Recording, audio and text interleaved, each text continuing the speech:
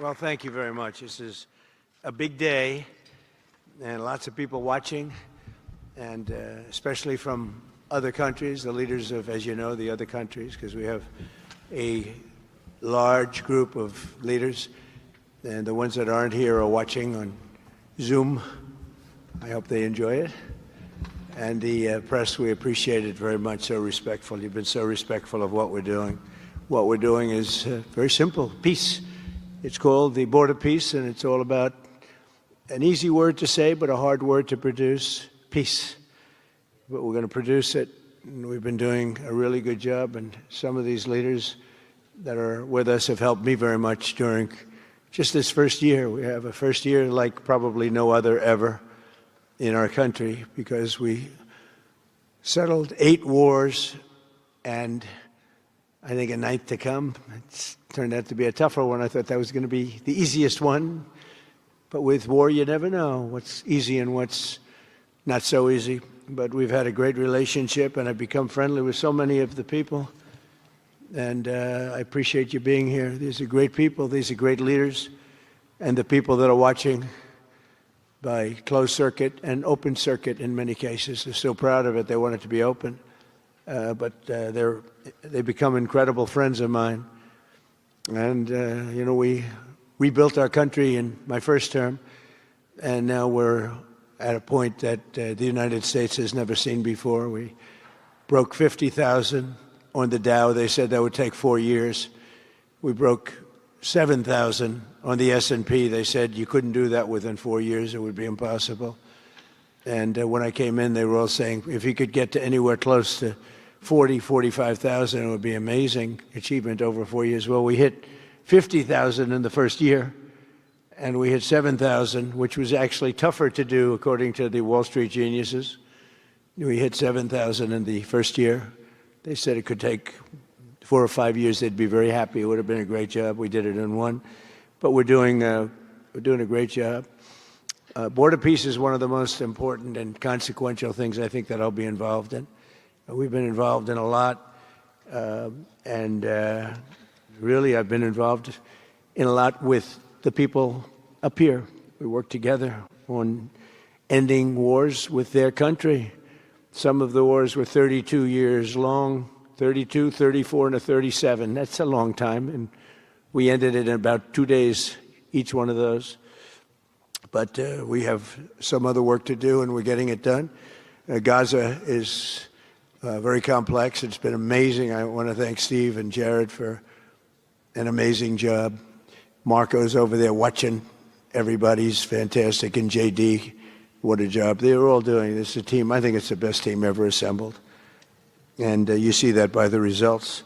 So today is a tremendous honor to welcome you all to the United States Institute of Peace for the inaugural meeting of the Board of Peace. Very important. I believe it's the most consequential board, certainly in terms of power and in terms of prestige. There's never been anything close, because these are the greatest world leaders. Almost everybody's accepted, and the ones that haven't will be.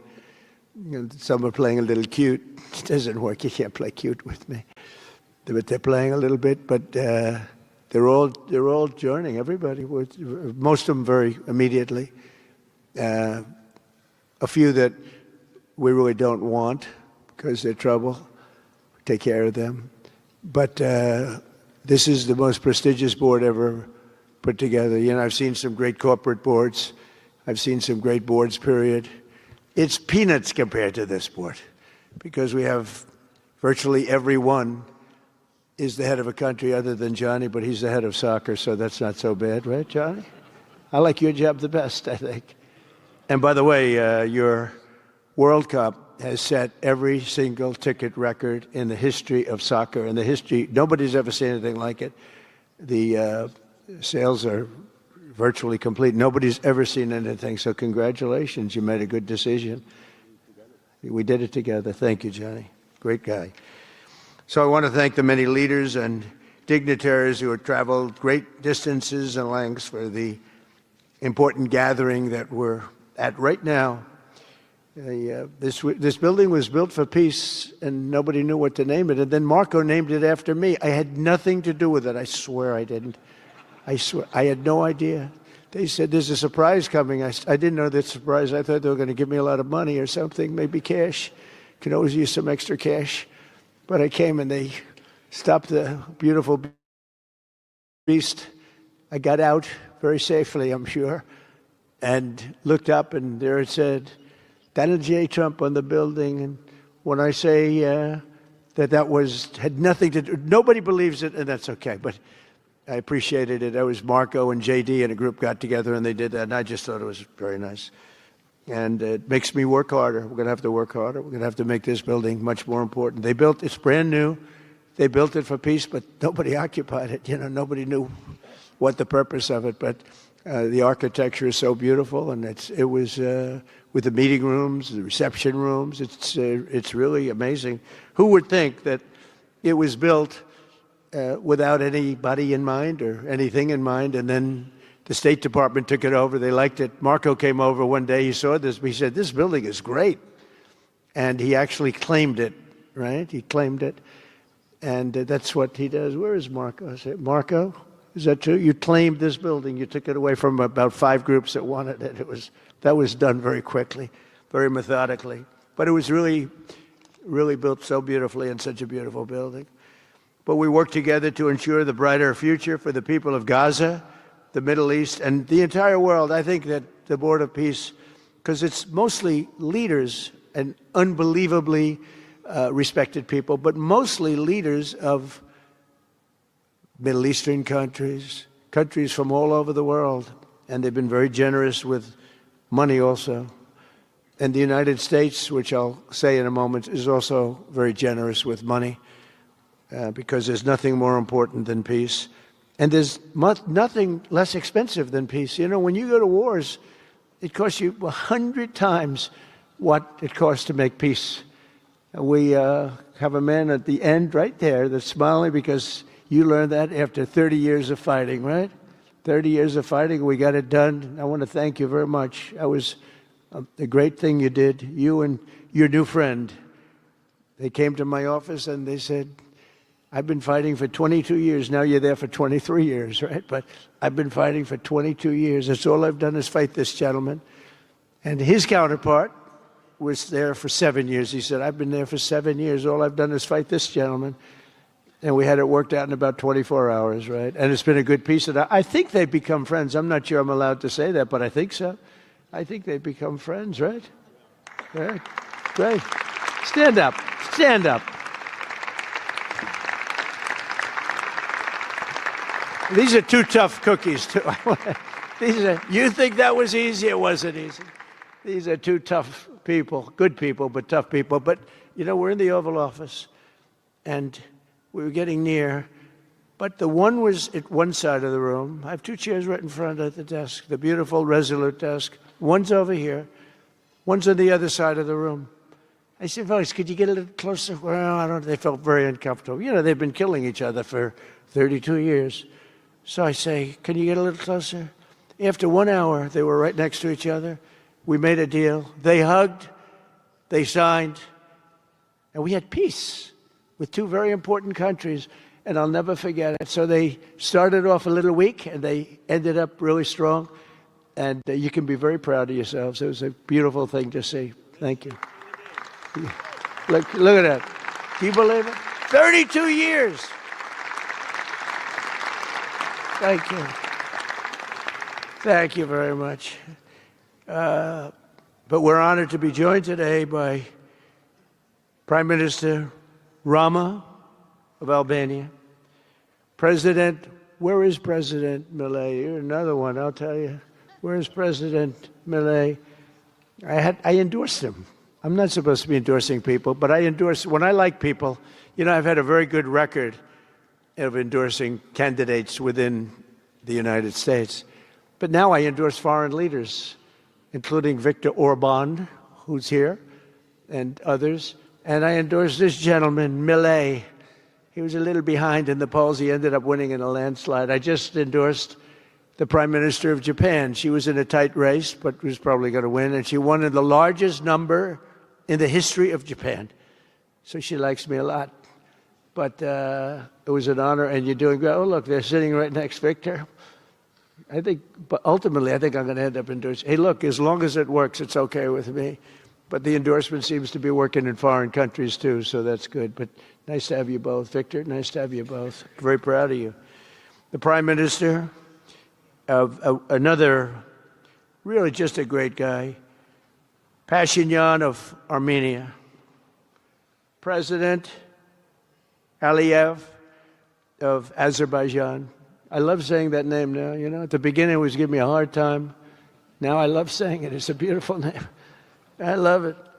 His Majesty King Hamad bin Isa Al Khalifa of Bahrain.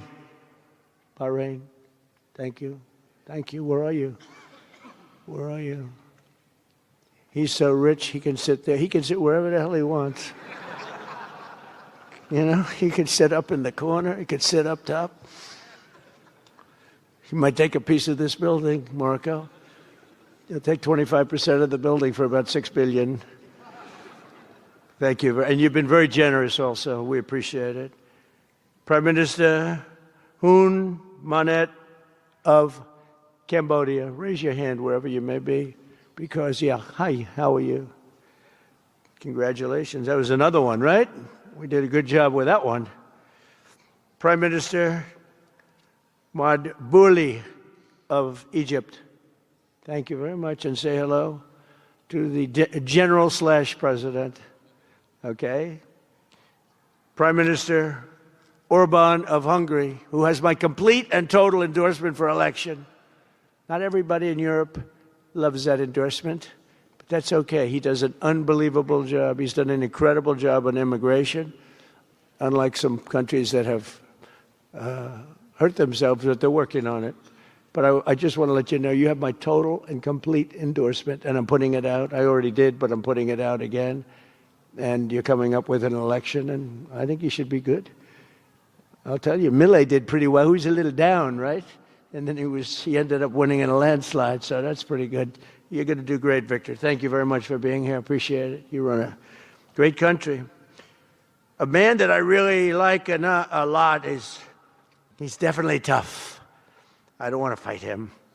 President Prabowo of Indonesia. Thank you very much. Please, this is a big guy. I tell you, I said, how many people in Indonesia? He said, like 240 million. I said, no, say it again. How many? It's a big country you have. And you do a great job and respected by everybody. And thank you very much for being here. Thank you very much, Mr. President. President Tokayev of Kazakhstan, thank you very much. What a country that is. It's a wonderful country and a rich country, in case anybody has any question. We have some very rich people here today. President Osmani of Kosovo. President, thank you very much. Great job you're doing, too. Thank you very much. Prime Minister Sharif, I like this man, of Pakistan, because there was some fighting going on when I got to know him, and your Field Marshal, General, great General, great Field Marshal, a great guy. And I got to meet the Prime Minister. And he said in front of our Chief of Staff, Susie Wells, who's right here, he said, you know, nobody knows this, but I believe that President Trump saved 25 million lives when he stopped the war between us and India, right? You made that statement? I said 25 million lives? Could have been much more, actually. But it was really a beautiful thing. You said that in front of a group of people they walked out. They don't think about it, but you're talking about that kind of lives. That war was raging. Planes were being shot down, right? And it was Pakistan and India. And I got on the phone with both of them, and I knew them a little bit. I knew Prime Minister Modi very well, actually. But I got to know Pakistan through a little trade. They were trying to make too good a deal, and I got a little upset with them. And in the end, they got what they wanted, right? and they made a good deal. And I got to like them, the Prime Minister, the Field Marshal, who's a tough man, a tough, good fighter, right? Good, serious fighter. I like good fighters, actually. And when I heard that they were fighting, I picked up a certain newspaper. I won't tell you which one because it's fake news generally. But I picked up this newspaper and I saw that Pakistan and India were really going at it. And then it got worse and worse, and many planes were shot down. It was all out. And I called them and I said, listen, I'm not doing trade deals with you two guys if you don't settle this up. They said, no, that has both of them. They didn't want to do that. I said, no, it has to. If you don't do it, I'm not doing a trade deal. We're not doing a trade deal. And they do a lot of business with the United States, and they sort of softened up all of a sudden. And all of a sudden I read where there was a little bit of a pullback by one and the other, and all of a sudden we worked out a deal, right? But I said, if you fight, I'm going to put 200% tariffs on each of your countries, which essentially makes you not allowed, you can't do any business. One of them, I won't say which one, said, no, can't do that. They both wanted to fight. But when it came to money, it's not like money. When it came to losing a lot of money, they said, I guess we don't want to fight. And we solved that deal in 2-3 days, right? And we did. We said, these are two very powerful nations. These are two nuclear nations. And I don't want to say what was going to happen, but, bad things happen. So, Prime Minister, I want to thank you because that was a very big deal. People have no idea. A lot of them say, oh, well, they weren't fighting. They were fighting. 11 jets were shot down, very expensive jets. And they were all in. Both of them were all in, and now they're not. And I think we'll always be able to settle up with them. I really do. I think you're going to have, it's a lot of progress was made even in the relationship. And Prime Minister Modi also, he's a great man. He's a great guy. They're all great. But I was very proud of it. President Pena of Paraguay is here. President, thank you very much. Young, handsome guy. It's always nice to be young and handsome. Doesn't mean we have to like you. I don't like young, handsome men. Women, I like. Men, no, I don't have any interest. Good. That's right. Thank you very much. You're doing a great job, too. His Excellency Prime Minister Al Thani of Qatar, just a great man, a great man and highly respected. And he's working with a man who is amazing. I always say he needs a public relations agency because you do so much good and they have you down as evil. And you're not evil. You help us so much and you're such a good ally. And I just want people to know that. And the Emir is incredible, smart as you can be, a great leader. And he cares so much for the people. And he cares so much for the Middle East. So I want to thank you very much and send my regards. Your country has been a great help. So, surprising to some of the people writing out there, but now they'll start changing their tune because it's true. I only tell the truth. Prime Minister Don of Romania, wonderful people. The Romanian people are fantastic people, like you're fantastic. And a lot of them come and work in this country and help us in this country, as you know, and it's they are just really, really solid people. President Mirziyoyev of Uzbekistan, who is where? There he is, and a friend of mine. He's got one of the most difficult names in history, but that's okay. It doesn't matter. Your country's doing great. You're doing great. And just no problems. Every time I see him, nope, we're doing good. No problems. And General Secretary To Lam of Vietnam. Vietnam is incredible as a country and as a force. And it's an honor to have you. A really great honor to have you. A lot of respect. A lot of respect for your country. We'll also want to express my gratitude to Vice President J.D. Vance, who is a fantastic man. He's a fantastic talent. He was a great student. He went to one school. He graduated. Most people, if you watch some of the people that were at the event in Munich, they didn't graduate quickly from college. They had everything they could do. There was one young, attractive woman. She was unable to answer questions. And she didn't do so well like J.D. did in college. J.D. graduated in a 4.5-year college in 2 years.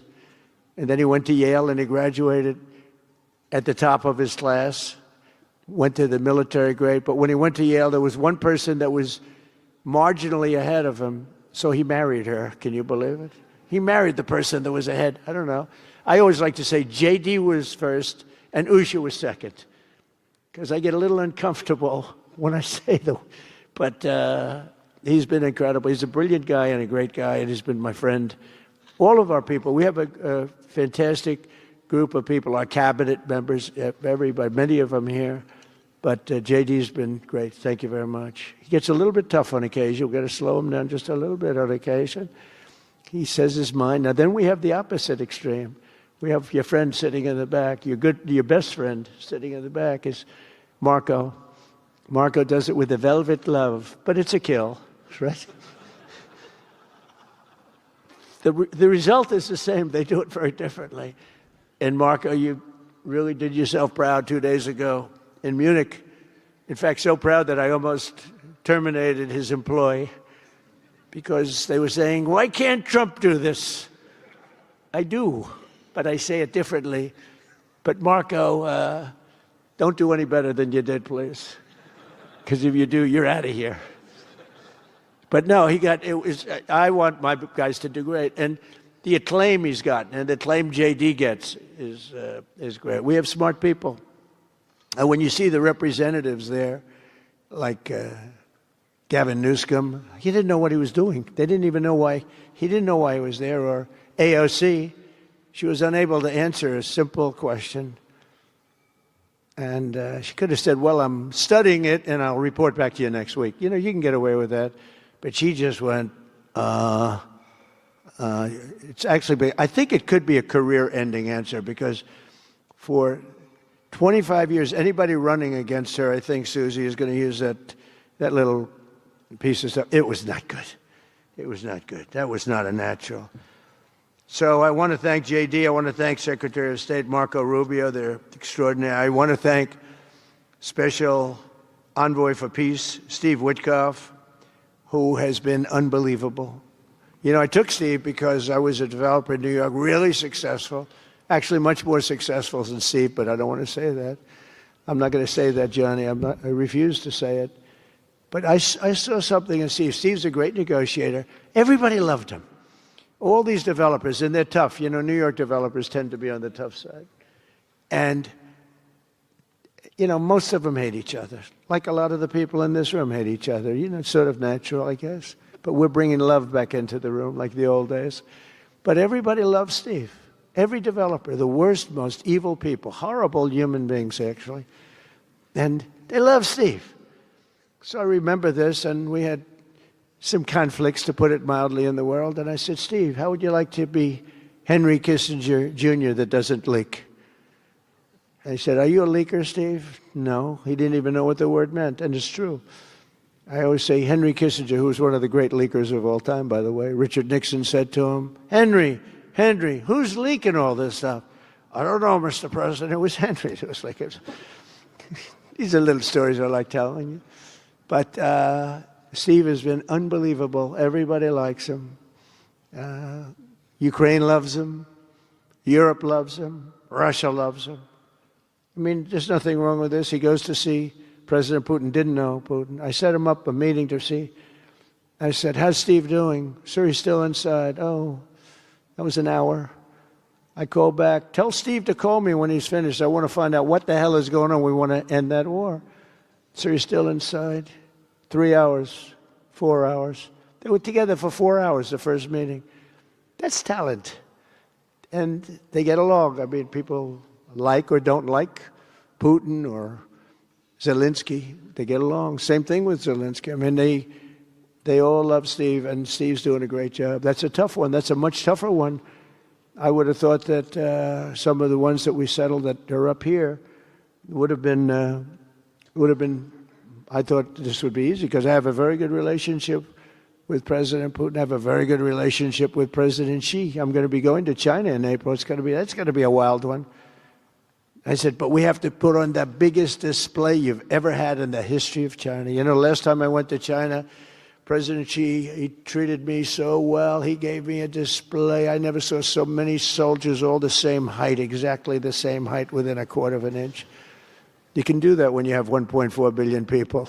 You know, lots of shoulders. Everybody was within about 1/8 of an inch the same height. I said, if they put their helmets down, you could have played pool on the top of their heads. And it was pretty amazing. But I said, you got to top it. He said, I'll top it. We're going to top it. We're going to have a lot of the people, most of the fake news back there is going to be going. So we have, Steve has done a great job. And then a little bit later on, we brought Jared in. Jared was responsible for the Abraham Accords, which is incredible. Nobody else could have done that. A very smart guy. And we're making Jared an envoy also, envoy of peace. They're both envoys of peace. And you couldn't get two. I tell you what, I watch these two guys. I say, at least we're covered from an IQ standpoint. These two guys walk into a room. And but people like them both, you know. They're good people. And they like them both. And they've had some very good meetings. They've had some very interesting meetings having to do with, as you know, Iran is a hot spot right now. And they're meeting. And they have a good relationship with the representatives of Iran. And, you know, good talks are being had. It's proven to be, over the years, not easy to make a meaningful deal with Iran. We have to make a meaningful deal. Otherwise, bad things happen. But we have to make a meaningful deal. But they have a great relationship with the representatives of Iran. They have a great relationship with the other one that they're really working on now. Because so many of these, I mean, as an example, Kosovo, Serbia. I did that one. Could you stand up, if any of you guys are, when you're here, just stand up for a second. Kosovo, Serbia. Stand up. What a job. Thank you very much. We appreciate it. So good. And you're getting along. And when you don't get along, you'll call me, and we'll get it solved, right? We'll get it solved. Thank you very much. Really good. And then again, Pakistan and India. That was a big one. And just, I think you should actually stand. Come, please. Stand just for a second. Pakistan and India, thank you very much. And I spoke to Prime Minister Modi. He's excited. He's watching us right now. Egypt and Ethiopia. We're going to get that. You know, there's a little dam that got built. Little dam, like maybe the largest dam in the world. Built and financed, of course, by the United States brilliantly. And having a little trouble getting water to the Nile. That's a tough situation, but we're going to get that solved. Armenia and Azerbaijan, we talked about. And again, thank you, fellas, very much. Great job. Great job. Thank you. Cambodia and Thailand. So incredible what you did, that you got together and it all worked out. They're watching right now on closed circuit. Thank you very much, and thank you. That was a big one, Cambodia and Thailand. These are nasty fighters, I have to tell you. These fighters are nasty. Now we talk about, you talk nasty fighter, you're nice guys compared to this. Congo and Rwanda. That was, and we've got them pretty peaceful. There's little flare-ups every once in a while. I'll get a call once a week. Sir, there's a flare-up in the Congo again. We'll get it straightened out, right, Susie? We'll get it straightened out. And Israel, as you know, with, you could say Israel and numerous countries if you want to really know the truth, but Israel and Iran, and we'll see where that goes. But when you think of Israel, we've done the biggest thing of all. We have peace in the Middle East right now. That's bigger than people said it couldn't be done. For 3,000 years, they've been talking about Middle East. They said it couldn't be done. And you look at what's happened in Gaza. And one of the keys to it was when we took those beautiful, magnificent, we just ordered 22 more of them, updated model. The B-2 bombers are incredible. I never understood the B-2 bomber. I'd watch, it's a wing. And I've never quite understood that, Johnny. I'd look at it, I'd say it was beautiful, but what does it do? It carries very big bombs. And it went into Iran, and it totally decimated the nuclear potential.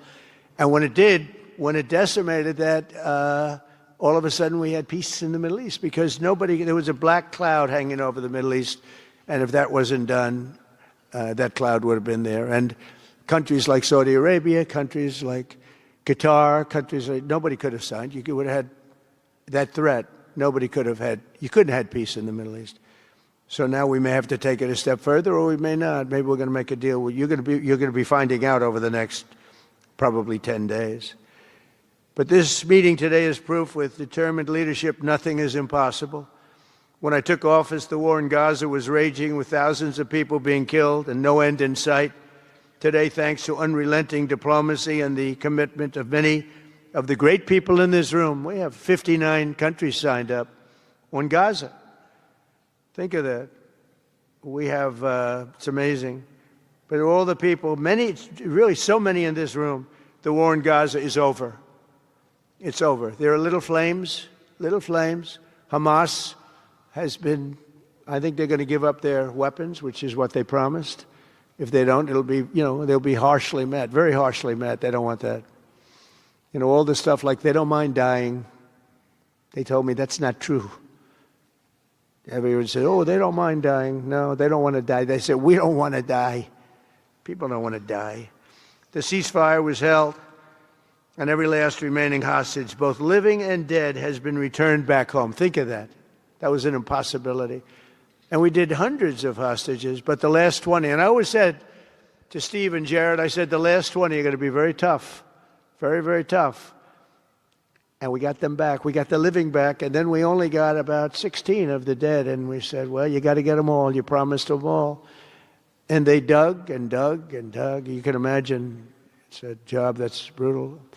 And Hamas really did a lot of that work.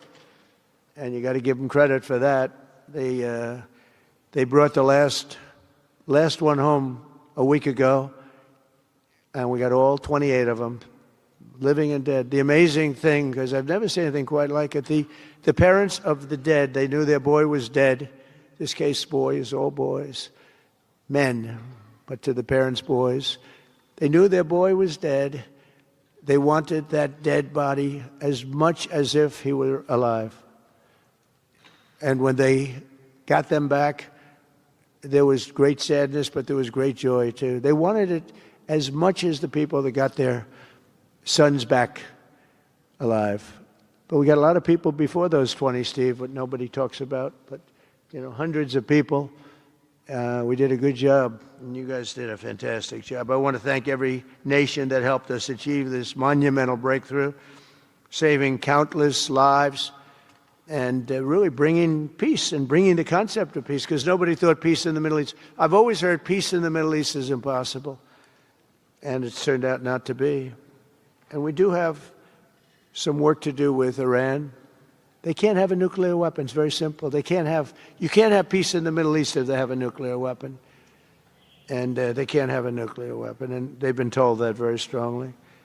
Since the hard-won ceasefire of last October, the United States and our partners have facilitated the delivery of vast amounts of humanitarian aid, numbers that nobody's ever seen before.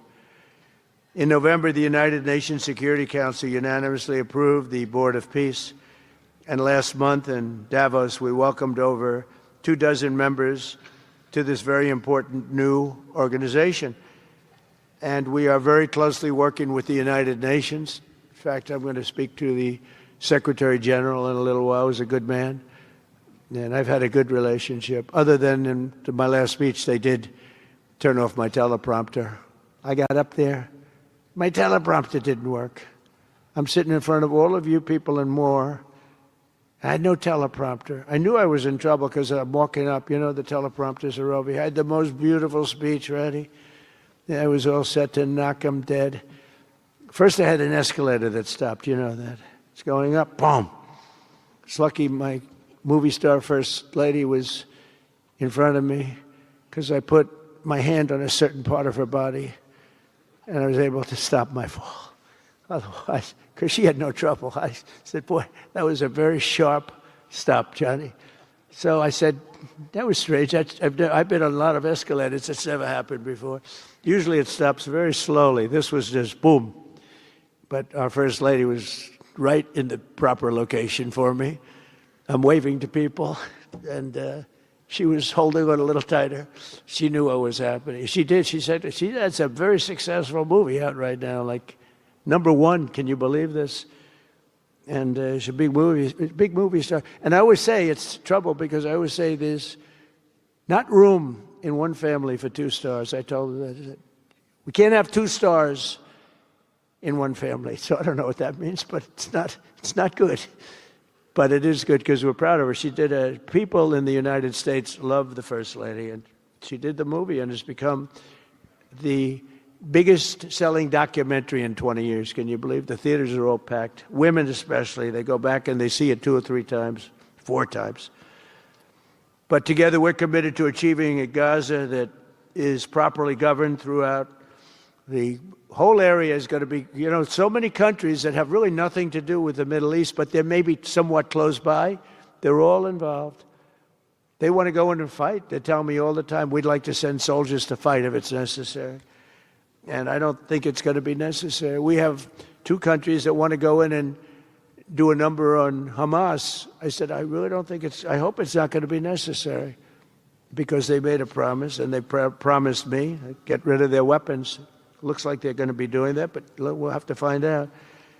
But it's no longer a hotbed of radicalism and terror. And to end that, we have today, and I'm pleased to announce that Kazakhstan, Azerbaijan, UAE, Morocco, Bahrain, Qatar, Saudi Arabia, Uzbekistan, and Kuwait have all contributed more than $7 billion toward the relief package. That's great. Thank you, fellas. Thank you.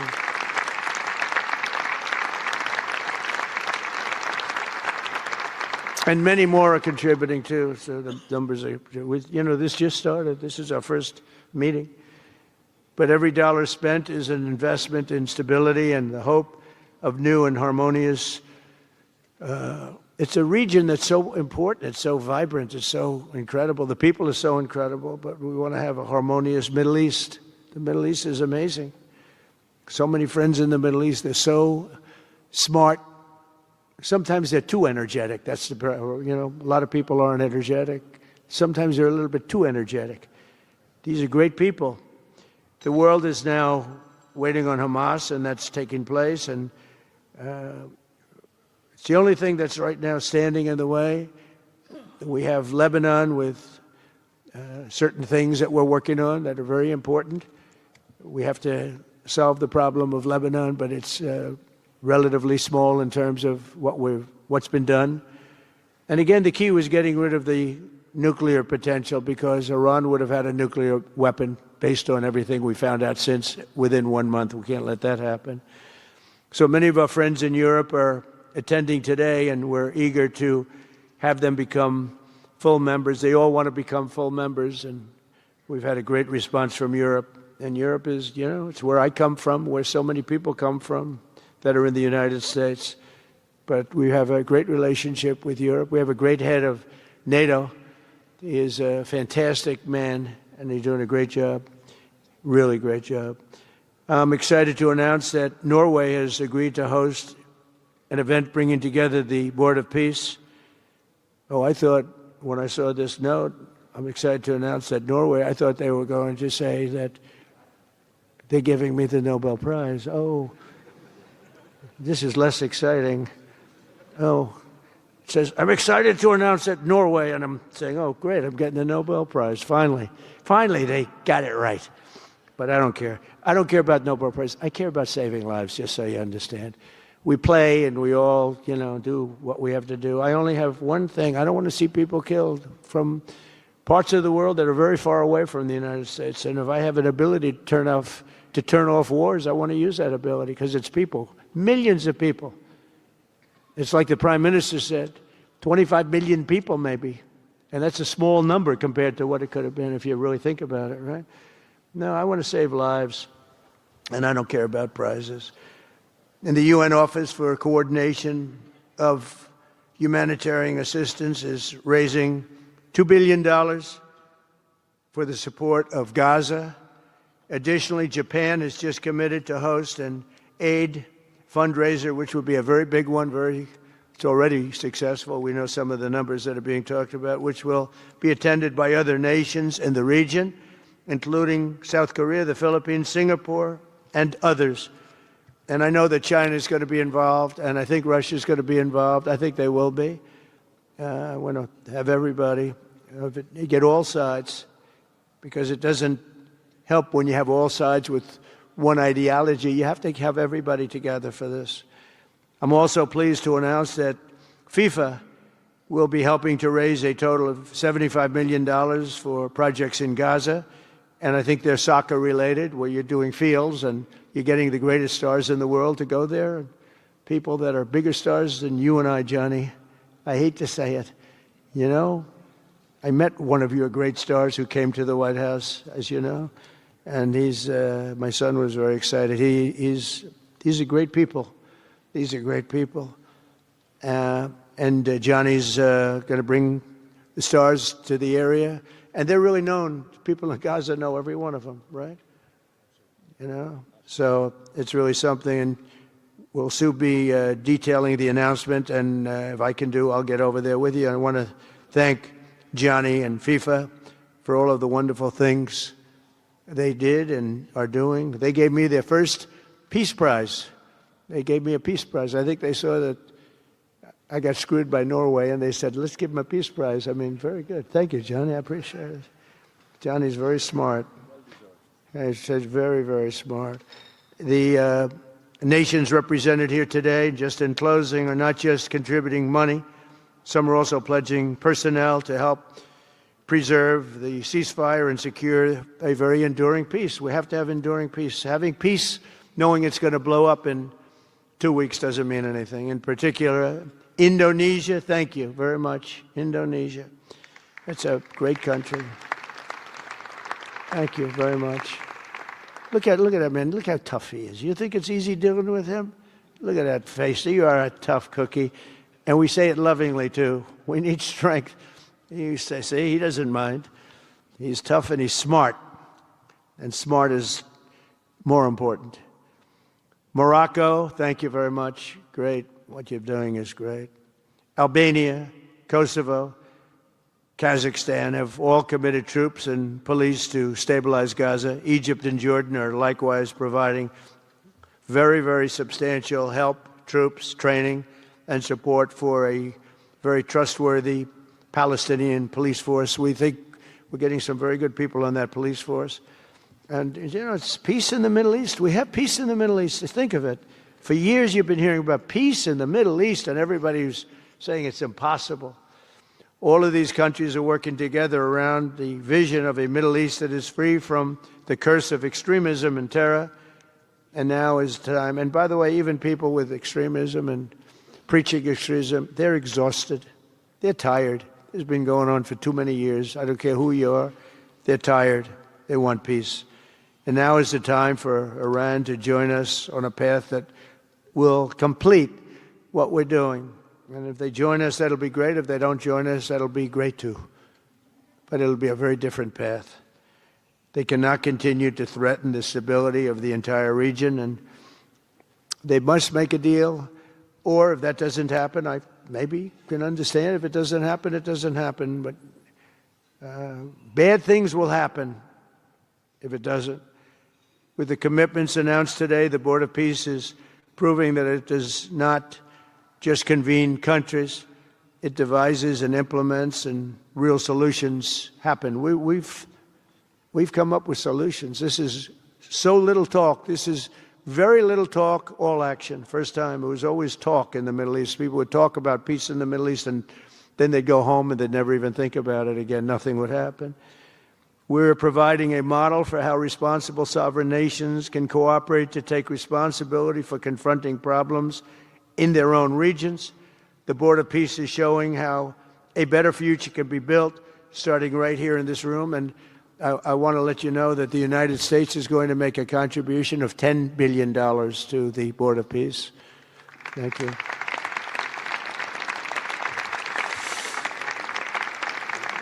And we've had great support for that number. And that number is a very small number when you look at that compared to the cost of war. That's 2 weeks of fighting. It's a very small number. It sounds like a lot, but it's a very small number. So we're committed to $10 billion. Together we can achieve the dream of bringing lasting harmony to a region tortured by centuries of war, suffering, and carnage. They say 3,000 years. And hopefully we can lift up the eyes of the world to envision how other intractable conflicts can be settled. So many conflicts, they'd say, are impossible to settle, and we get them settled. We got, of those 8 that we settled, most of them were said to be not settleable. And they not only got settled, they got settled within days. More impossible problems can be solved as we go along this very beautiful path. I think it's a beautiful path. I think it's such an important day. Even the weather's beautiful. We walk in, it's beautiful. Everything's beautiful. But the ancient wounds can be healed, and they are indeed ancient. This has been going on for so many centuries that our entire planet will be a better, safer, more beautiful, and more peaceful place for us all. We're going to be working with the United Nations very closely. We're going to bring them back. I think the United Nations has great potential, really great potential. It has not lived up to potential. The 8 wars, I never even spoke to them about one of them, and I should be speaking to them about all of them. Someday I won't be here. The United Nations will be, I think, is going to be much stronger. The Board of Peace is going to almost be looking over the United Nations and making sure it runs properly.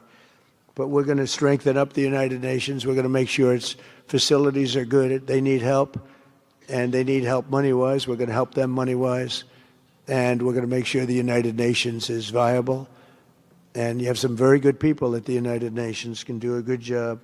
But as I said, I've said it for years, United Nations has tremendous potential. A lot of people didn't like when I said it. They said, oh, you shouldn't say that because, you know, we don't care about the United Nations. No, it's really very important, and I think it's going to eventually live up to potential. That'll be a big day. So I want to thank everybody for being here. You're my friends. You're great leaders. You're great people. And I can honestly say, you know, you're strong leaders, you're tough leaders in many cases, and every single one that I'm looking at that's right here, I've gotten to know and I've gotten to respect. And really, you're friends of mine. And if I can help you at all, you let me know. But this is going to be something, the Board of Peace will be something that, the likes of which I don't think anybody's seen before. And thank you all very much. It's a great honor. I'm going to ask J.D. Vance to come up and say a few words. Thank you very much.